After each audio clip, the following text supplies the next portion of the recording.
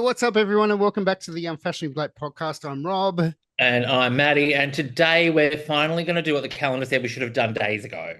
Yeah, we're actually going to do our top fives each, which technically is a top 10. But we're covering everything camp, so musicals, music, moments, trends, all the viral stuff that just really stood out for us this year. So it's probably not a normal person's top 10. Yeah, there's no rankings based on what we're supposed to like, or it's just our personal favorites. So sit back and relax, and come along with us and find out what actually stuck with us in 2025. And I know, look, there's probably going to be some overlap, and there's probably going to be some disagreements. Oh, absolutely. I think over one flame-haired diva in particular, I think, but probably a few hot takes thrown into the mix as well. Yeah, that's very on brand for us for Unfashionably Late.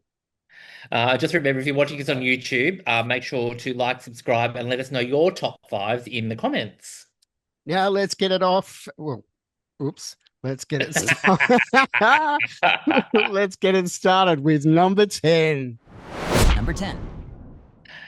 Oh, look, do you know what it is for me? It was Titanic, the musical in Sydney. Is that Titanic or Titanique? Titanic. Titanic. So originally I saw it off Broadway in New York a couple of years ago, where it's only just closed. And for a little queer friendly, queer adjacent, queer coded kind of show about what would have happened on the Titanic if Celine had been on board, set to all Celine songs. It went viral across the world, and now it's playing all over the world. And it docked in Sydney for a hysterical 9-month run. Made stars out of the cast. Marnie McQueen as Celine, who is just amazing, who's gone on to do. Marnie got to do it. Yeah, Marnie was wow. playing. Yeah. Oh, So, fantastic. she was absolutely amazing. And now, as well as being a publican at, I'll give her a plug, the Royal Hotel in Wyong, which her and her husband run and own. And she does some cabaret stuff there as well, but she's doing cabaret all around the country. And she's also a wedding celebrant, doing weddings as Celine. Oh, as Celine, yes. So Marnie's career just goes from strength to strength. Georgina Hobson, who played Rose, has just opened, I think they're still in preview for Anastasia, the musical in Melbourne with Opera Australia. So she'll be bringing that to Sydney later in the year. Abigail Dixon, who played Unsinkable Molly Brown, was her first musical, first professional show. She was amazing. And then even thinking about the backup singers, I mean, my crush out of the whole show with Trent Owens, was one of the backup singers, who's gone on to do some other bits and pieces. He was in a very limited run of Tarzan the musical, which was set to all Phil Collins songs in Melbourne earlier this year. And Artie Fonzetti, who was in the one of the backup singers as well. She is now the understudy for Samantha Jade in Pretty Woman the musical, currently playing in Sydney. So look, it went.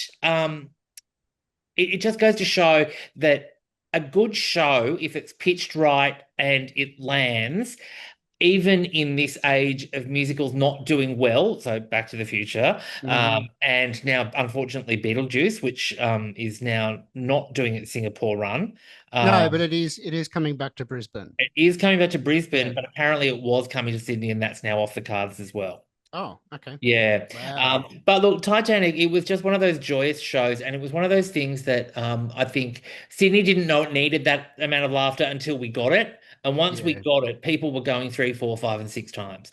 So I think that's the thing. It's the venues themselves. I know we're going to keep it short, sharp, and snappy this time, but venues in Australia really need to take a chance on musical theatre and plays, because it's the whole build it and they will come scenario. You can't kind of dictate what comes off of social media. So no, and the Grand Electric was a perfect venue for it too. So it was more that cabaret of kind of space. And then also too, Titanic is now it's slated now for a Broadway bow in 2026. Oh, great! It's opening in one of the Broadway. I think it's opening at the. Now I've got a mental blank of which theatre it was going into, but it's going to one of the Broadway theatres for a run on the main stem.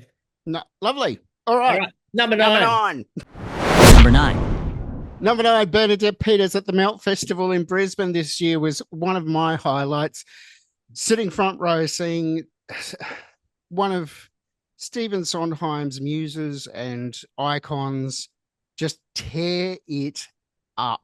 And I got to meet her backstage. Here's a photo, blah, blah, blah. If you're watching on YouTube, um, just I got to interview her a few years ago on the Tony red carpet.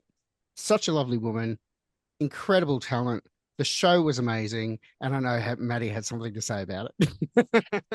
So my question is, did she wear the same Bob Mackie dress that she has in Five Colors?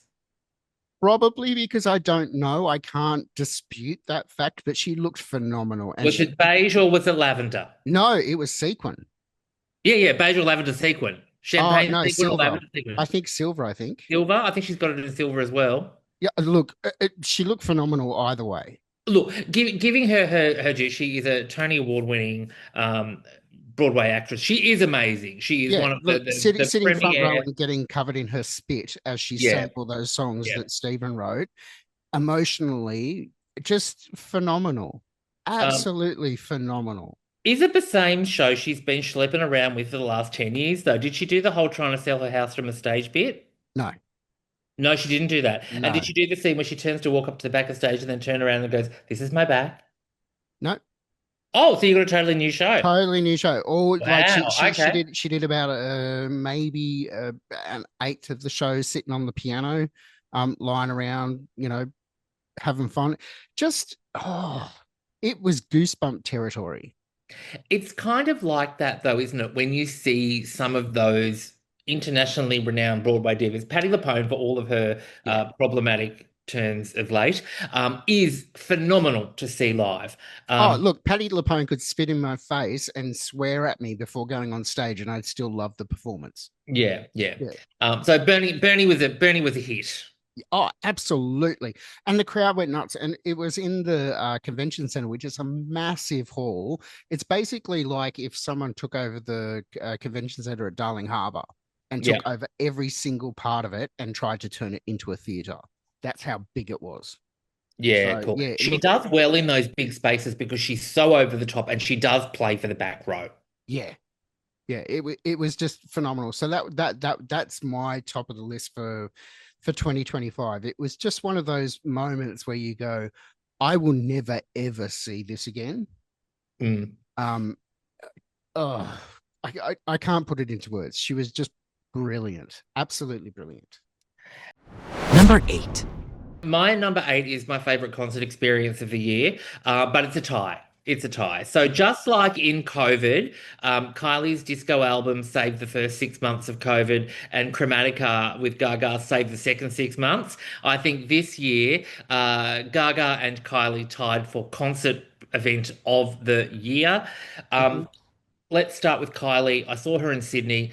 Every time I see her, she gets better because she is just so comfortable now with who she is and what she does. She loves doing the daggy stuff from the 80s, Yeah. but we all love that as well because that's why we went. Because I remember being a little 13-year-old kid when Locomotion came out. My sister and I would pool our $5 a week pocket money and we'd go down to the local record shop, which was called Sound World, and we'd buy the 7-inch and the 12-inch single of whatever Kylie had released that week on a Saturday morning, and Yeah, we'd race down to I get it. think my first single was "I Should Be So Lucky," and I bought it from Kmart in Katoomba, and it was a LP on vinyl. Yep, I've still got all of them I've too. still got mine. Yeah, I've still got all of my Kylie 7 and 12 inches vinyls from the first two albums. yeah. I will move heaven and earth to actually make sure that my record collection does not disappear.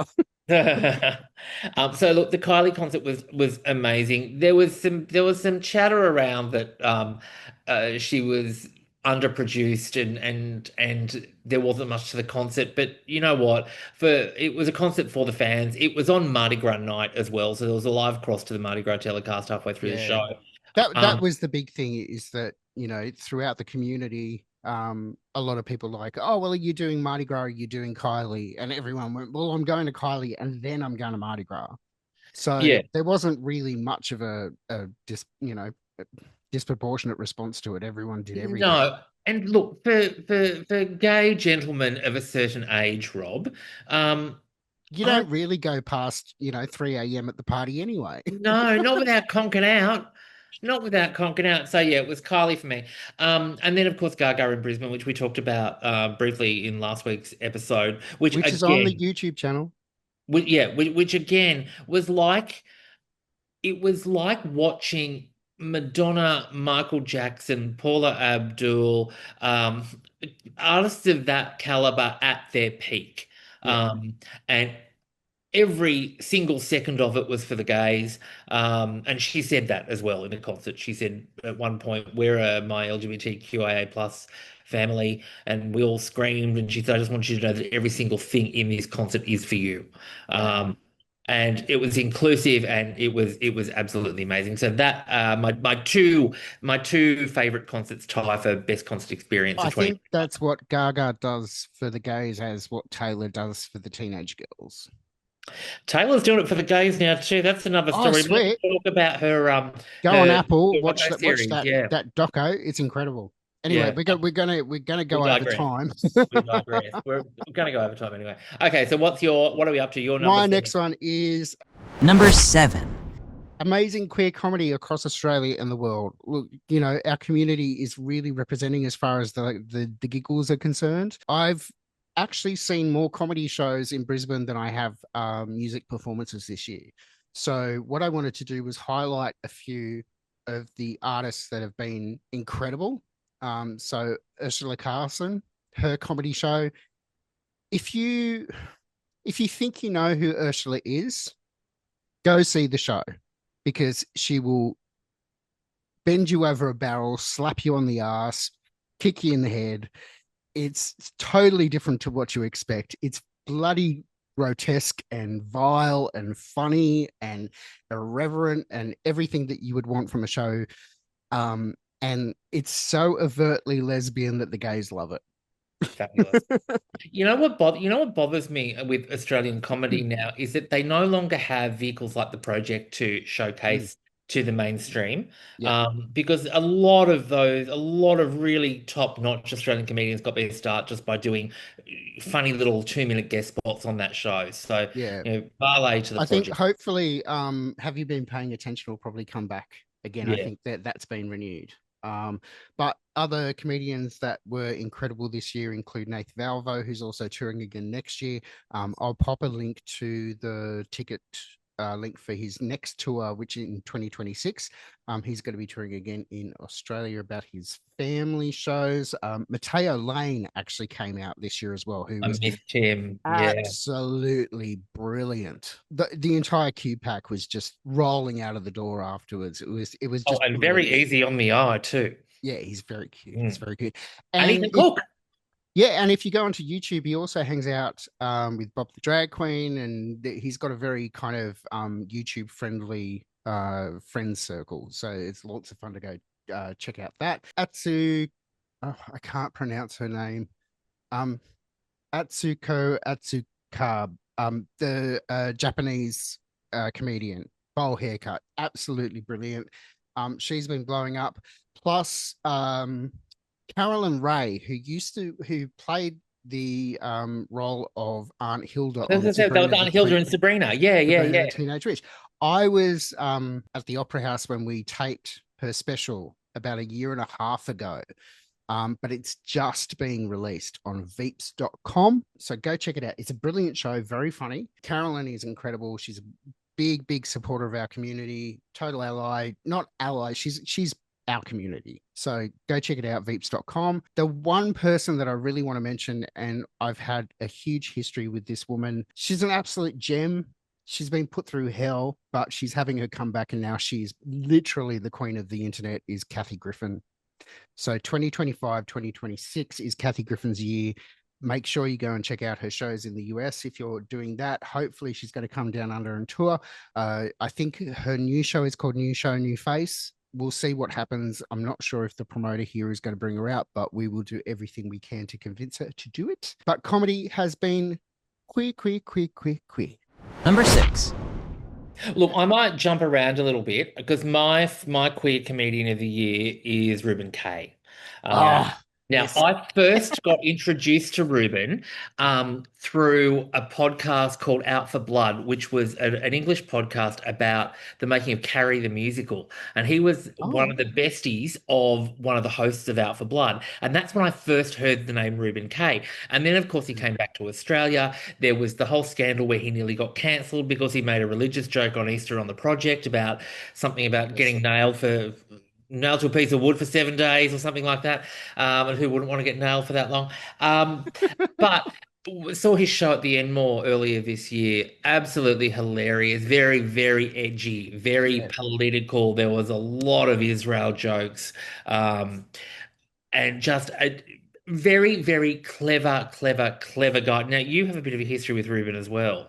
Well, at the show this year, I go to a lot of shows solo, so I managed to get seats up the front easily because there's always a single seat in the front row or whatever. So, yes, I was there enjoying the show, and Ruben came along, and part of the number he decided to dry hump one of the audience, and that happened to be me. So yeah, it was fun. He's very handsome.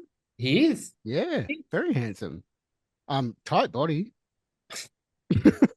But very, very funny, very, very Very witty, funny. Yeah. very, very clever. He spent So half the show trying to tell people what room number he was staying at the hotel so he could get laid.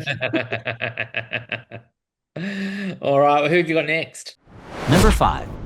Queer creators blowing up on the internet. And look, we're on That'd be YouTube. us. That's us, yes. That'd be us. We're about to blow up on the interwebs, aren't we? With all On our the YouTubes? 11 viewers.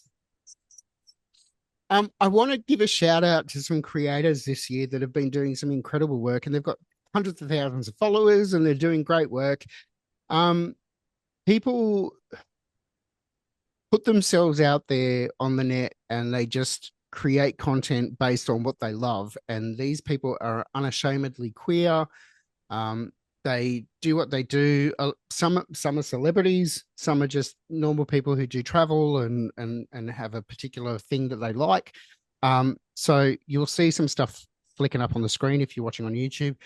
Adam Hatton and Gary C, they do a Disney podcast, or not podcast, they do vlogs. They basically go to Walt Disney World and show you around. They're incredibly funny, absolutely amazing guys. Then you've got Mickey Joe Theatre, who does musical theatre, who hopefully will be coming on the podcast in a few weeks. The Lodge guys, who do Florida or American vlogs, they're from the UK. Sam and Dale, very handsome boys who also do Disney stuff. Tyler and Todd, who are Canadian, who are kind of DIY home builders. Lee Part and Alan Carr have a vlog that they do, which is based around wine and talking about particular wines, and then comedy and everything around that kind of stuff. Timmy's Takeout is another one. He's just incredibly insane and funny and very girly and lots of fun, and obviously has a massive teenage girl fan base. The Magic Dads are a couple who have a young kid. They're also a very Disney based kind of thing. Novimpia, which are a drag queen couple who do kind of something similar to us, where they have their faves and shitters and the top fives and all that kind of stuff. They're brilliant. Both of them bounce off each other really well. They're really into Eurovision and all that kind of thing, so they're worth checking out. Bussy Queen, if you're into Drag Race, Bussy does an incredible wrap up of each episode, plus hots and rots and all that kind of stuff. Matt Cullen is another great YouTuber who does a lot more documentary kind of work, who goes around and interviews people like T.S. Madison and basically kind of delves into the various different sectors of the LGBT community. Incredible work. And Max and Alex, who are another travel vlogger. So plus there's also the 5 billion drag queen contestants from RuPaul's Drag Race who have their YouTube channels that are worth checking out. So check them all out down in the description below, and make sure you spend 2026 checking out queer content on YouTube. Can I add a couple to that too? Two hungry guys, Luke and Joe, two Sydney guys who do restaurant reviews about the best places to eat in Sydney. Ooh, They're absolutely fantastic. And there's yum one that yum. I've just come across on Facebook, but he is all over YouTube as well, called Greg. And I think the account is Gregisms. He's a kindergarten teacher from America who basically goes online and reads the kids to filth um, about what's been happening in the week. So he's very, very funny as well if you want some really witty insult comedy. Awesome. Well, all those details will be down in the description box below. Number 4. All right, so my next one on the list is everything DJ Dan Murphy touches. So everything that Turns to man gold. it does. It turns to God. He does the best events. Yep. So there's two particular events that I attend regularly that DJ Dan Murphy, who, if you don't know of him, he's a Sydney DJ. He's been playing around the gay scene for years.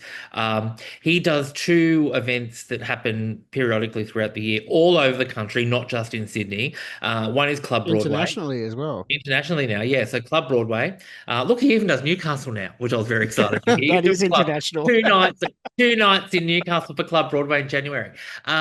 So Club Broadway, which is a musical theatre nightclub type vibe, usually it's an all ages event. He had a huge one in November at the end of the Radio Festival in the Domain, a big outdoor event and a big circular stage. But inclusive, it is the sort of event where the 13-year-old geeky theatre kid inside of me screams at Club Broadway because it's what I would have loved to Yeah. feel that sort of sense of community as a little queer kid. So the other one that he does, and he's taken over the Ivy to do this, and this now happens 5 or 6 times a year in Sydney, is I Remember House, Mhm. which is all of the music we love from the 90s and the noughties. Yeah. He's got one coming up on the 3rd of January, which is an Ivy takeover. I'm unable to make that one, but I am going to the one on Good Friday, which we did last year as well. Does he? Uh, What one's he doing on Australia Day? um, oh, He'll definitely be doing something. We'll he pop it does. in the yeah. Yeah, we'll find out and put the details below. But yeah, Yeah. so pretty much every public holiday he's doing something, a Club Broadway and or an I Remember House. But everything Dan does is amazing. He's such a nice guy. He was DJing at the Wicked premiere the last time I saw him. So he gets around, but he's doing really well. He's working his bum off too. Like it's hard Ooh. work. Oh, Um, absolutely. The thing is that um the Sydney scene can be very vicious. yeah. So a lot of people want to pull people down for having success, but he's risen above and he's done his thing, and people have supported him. And in return, he hasn't also been an ass about things, which has been great because you can go to an event, you know what you're going to get. He doesn't overprice tickets. He's not, ripping people off. It really feels like a community event. Yeah, like You what know? he does for I Remember House, which is what we always do. His early bird tickets are like $30 with the Yeah, proviso that you've got to be in the door by 2 p.m. because it starts in the afternoon. But I mean, I because it remember helps. It great. helps the venue. Starts at 1 p.m., finishes at 8. It's perfect. Yeah. I'm home in bed by 10 or home in bed with a cup of tea by 10. So yeah, it's great. So $30 tickets if you get the early birds for the I Remember House events. But yeah, he is really thoughtful like that. And yeah, a great event with great music, great shows, whether it's a Club Broadway or an I Remember House. Fantastic. So who's your next one? Number 3. Queer artists taking over Broadway. Ah, So now you see, this is why we have a communal working document, because I got this in before before Maddy did. So you left basically, a few off though. I will make some additions. okay, great. Look, number one is obviously Cola Scholar with O'Mary, and then obviously Tony Award winner Cole Scholar. Tony Award winner. With obviously amazing subcasting in the lead role from Jinx Monsoon and Jane Krakowski. I think even Cheyenne Jackson was in the production as well. Titus Burgess was in there. Look, It's been a great year. We've had Adam Lambert in Cabaret. We've had Jinx in basically everything. It's been her year. If she doesn't get some kind of Tony acknowledgement, at least, it's going to be a very weird kind of season.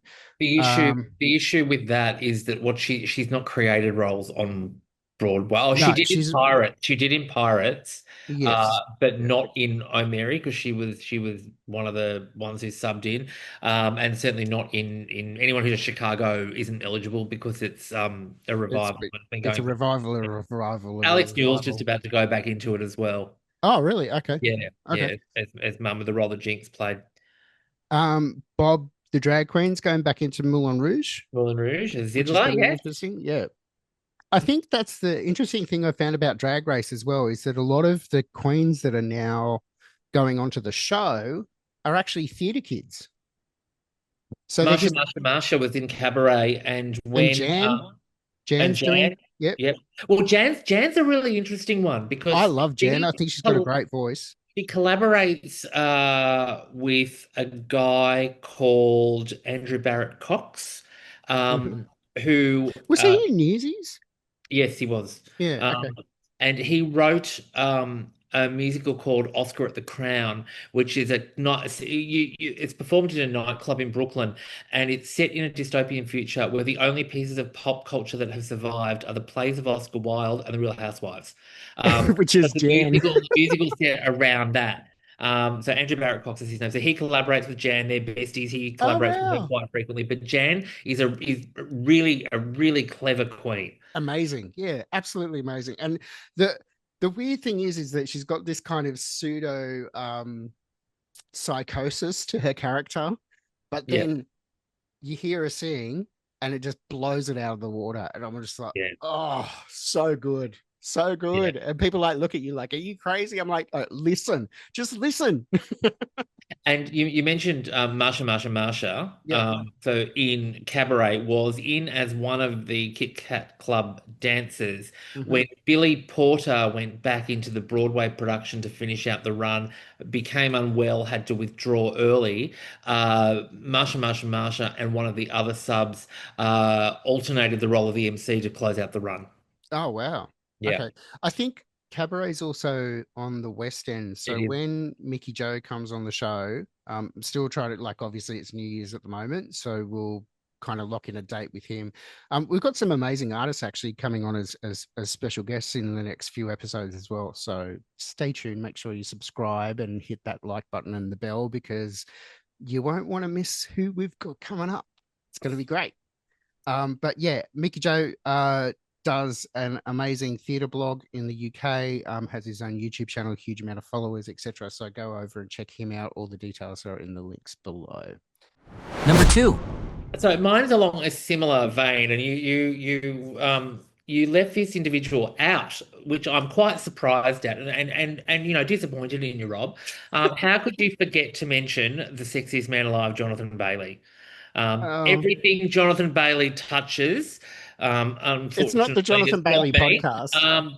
Anything he touches is amazing. Turns to So wood. so whether it's stage, whether it's screen, whether it's the charity, the LGBT Yes. charity that he works with, um, absolutely amazing. I mean, he did Company on the West End with Paddy the Pone. Obviously, the Wicked movie is huge this year. He's also done a lot of gay stuff as well. So, Fellow Travelers.